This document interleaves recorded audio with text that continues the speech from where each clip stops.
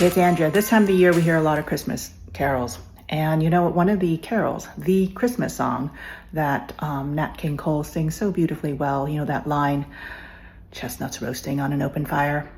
No one really tells you how those chestnuts get shelled and eaten. Well, shelling chestnuts, it's a pain in the ass. I've been doing it for years, decades. And I gave up a number of years ago and just started buying shelled chestnuts or letting my mom do it for me.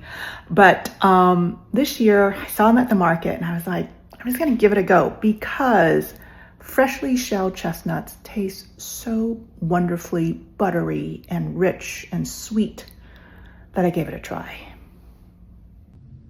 This was the first batch that I did. They look so sad, right? I mean, like this took me, I don't know, 2 hours to do. And look at that guy. I had to like carve him up just to get all the shell and layers off of them. I about cried.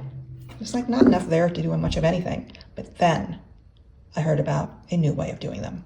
So this method that I saw was being touted by a friend of mine, a baker and cookbook author by the name of Alice Medrick. She wouldn't steer me wrong, I don't think. She hasn't steered me wrong in the past. She's a practical woman who is pretty no nonsense too. Anyway, I gave it a try. This is 1 pound of chestnuts that I shelled in about 15 minutes because I learned how to prep them well. So I totally think you can do this, and I'm gonna give you a little tutorial on chestnuts, buying first, and then we'll go into prepping them and roasting them and shelling them.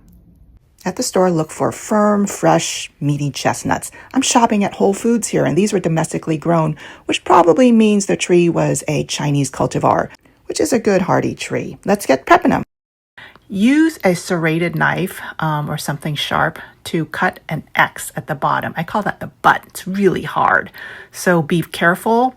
Hold the nut really firm and then saw at it back and forth with the serrated knife, a sandwich knife, a bread knife essentially, until you get a nice line like that.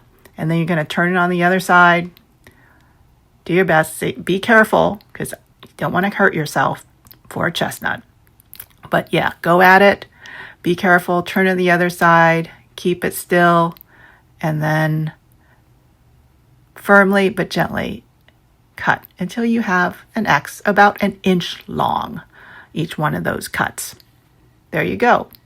And then put all your nuts on a baking sheet, and you don't have to line it with parchment or anything, and then slide it into the oven. We've got 350 degrees. They're going to go in there for about 40-45 minutes. And what are you looking for?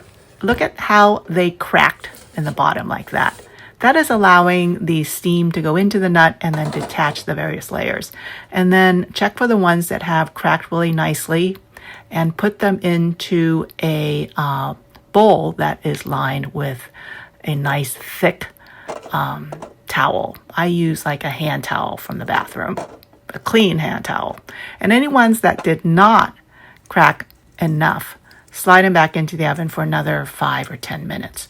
But make sure you wrap that up tight so that they steam. The steaming is really important. You want those nuts to steam for about 10 minutes. And so get the other ones cooking. So let's shell those chestnuts. Just take them out of your little steaming bowl there and then start peeling off the shell. Most of the time it'll come off pretty easily, thank goodness. And you'll see the inner skin come out as well with the shell on the outside. And every once in a while you're going to go in there with the tip of a paring knife or a bird's beak knife, which has a curved tip, to just really wiggle those bits out of the crevices. And they will come out, you know, and then you have a nice clean nut, clean chestnut. But once in a while, you're going to get some that are stubborn. And when that happens, I first let the nut cool and then I very gently squeeze on the nut and then rub the skin off. And then sometimes I'm going to go in there with the paring knife to kind of scrape it off.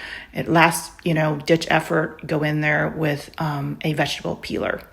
But you can get it off and, just keep working at it because at the end of the line, you're going to get these beauties. Yes, you will.